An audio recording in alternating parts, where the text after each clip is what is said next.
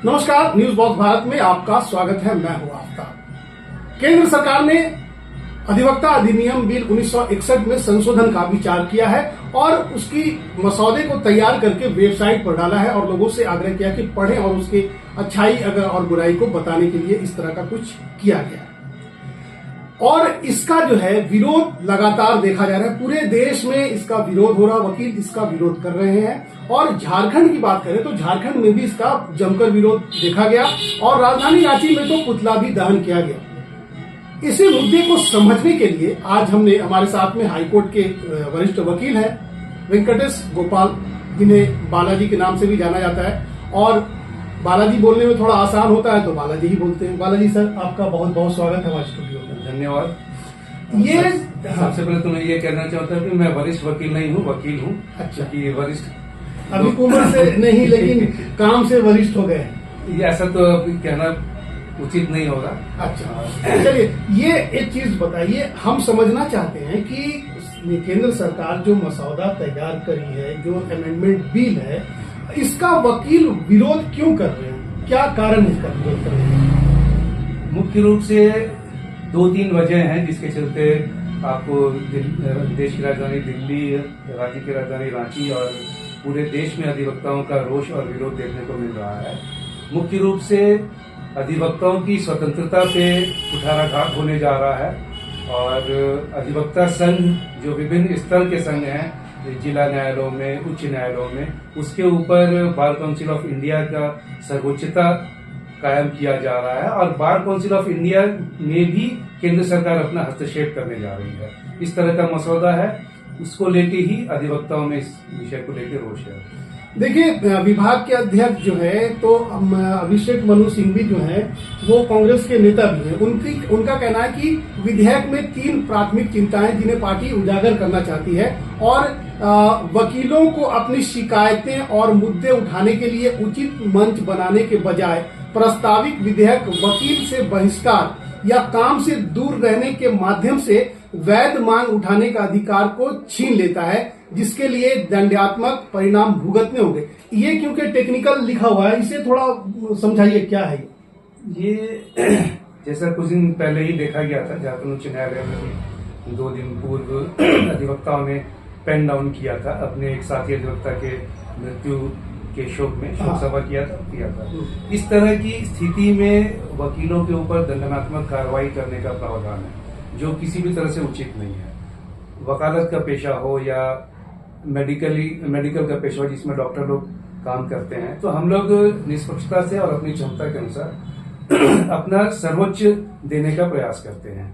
ऐसे स्थिति में जब भी कोई भी मुकदमा केस में आता है तो 2 पक्ष होता है और निश्चित रूप से जब न्याय किया जाएगा तो एक पक्ष असंतुष्ट हो जाता है, क्योंकि आपकी इच्छाएं कानूनी रूप से पूरी तो हो नहीं सकती है। और कोई भी मुकदमा जब न्यायालय में होता है तो एक पक्ष होता है, एक प्रतिपक्ष होता है, तो किसी एक का जीत सुनिश्चित होती है, किसी एक के मुताबिक न्याय नहीं आता है, जस्टिस नहीं आता है, तो एक पक्ष असंतुष्ट हमेशा रहता है। ऐसी स्थिति में असंतुष्ट पक्ष अपने अधिवक्ता के ऊपर क्लेम कर सकता है, मानहानि कर सकता है। इस तरह की प्रावधान बनाया गया कि वो यह कर सकता है कि हमारे अधिवक्ता ने बेहतर तरीके से हमारे मुकदमे की पैरवी नहीं की। ये एक ऐसा प्रावधान है जिससे वकालत का पेशा ही संदिग्ध हो जाएगा और स्वच्छंद रूप से कोई भी अधिवक्ता अपना कार्य नहीं कर पाएगा। तो इस अमेंडमेंट बिल का विरोध होने के पीछे तो ऐसे बहुत सारे कारण हैं, मुख्य रूप से यह भी एक प्रमुख कारण। चलिए, मनु सिंघवी जो कांग्रेस के जो वरिष्ठ नेता हैं और वरिष्ठ अधिवक्ता भी हैं, उनका कहना है कि प्रस्तावित विधेयक पेशेवर नियामक निकायों की संरचना, कार्य प्रणाली और प्रक्रिया में सरकार के अत्यधिक हस्तक्षेप की अनुमति देता है, जिससे सर्वोच्च न्यायालय द्वारा समर्थित स्वायत्तता और आत्म स्वतंत्रता का सिद्धांत से विचलन होता है। ये क्या मतलब हुआ इसका? इसका ये मतलब हो गया कि सर्वोच्च न्यायालय के माध्यम से अधिवक्ताओं को जो स्वतंत्रता प्रदान की गई है और विभिन्न स्तर पे अधिवक्ताओं का संघ कार्य करता है, जिला न्यायालय में, उच्च न्यायालय में और देश में जो बार काउंसिल ऑफ इंडिया के रूप में काम करते हैं, इस संरचना को बदलने का प्रयास किया जा रहा है। इस संरचना के स्वतंत्रता पे प्रहार किया जा रहा है।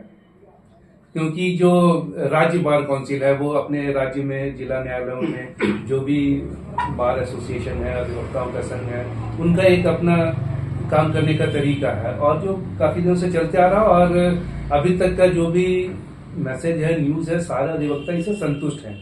ऐसी स्थिति में अधिवक्ता संशोधन बिल लाकर इस स्ट्रक्चर को चेंज करना कहीं से भी उचित नहीं प्रतीत होता है। बालाजी देखिए, क्योंकि ये कोर्ट का मामला है, आपसे ज्यादा हम तो समझ नहीं पाएंगे, और क्योंकि मसौदा तैयार किया गया, वेबसाइट पर डाला गया है, उस पर प्रतिक्रिया देने की बात है, तो जो वकील जो एक कम्युनिटी है, एक जाति मानते हैं उसको, तो सारे वकील इसका विरोध कर रहे हैं। तो ऐसा क्या लग रहा है आपको कि इस क्या संरचना में चेंज हुआ है, और जो चीज चेंज हुआ है वो क्या है, और जो पहले था वो क्या था? संरचना में पूर्ण रूपेण क्या बदलाव हो रहा है उसको देखने के लिए तो अमेंडमेंट बिल का जो मसौदा है उसमें बारीकी से उसका अध्ययन करना पड़ेगा। अभी जो छन के 2-3 बातें आई हैं उस आधार पर मैंने अपना मंतव्य आपको साझा किया है और साथी अधिवक्ताओं का भी जो मंतव्य है उससे आपको अवगत कराने का प्रयास किया गया है।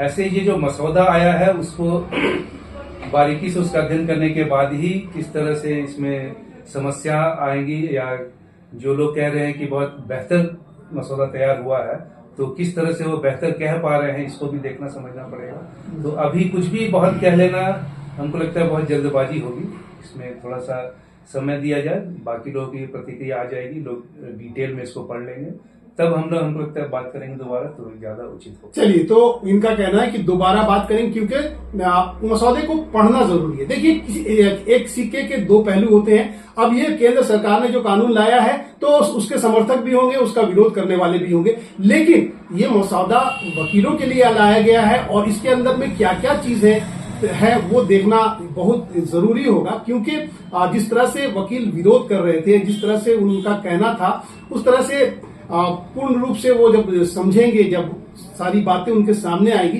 तभी कुछ जाकर के क्लियर हो पाएगा। वैसे मोदी सरकार जब से कोई भी कानून ला रही है तो आप देख लीजिए, किसानों के लिए कानून आया तो किसान विरोध कर दिए, 370 का जो है कानून हटाया गया तो उसका कश्मीर में विरोध किया गया।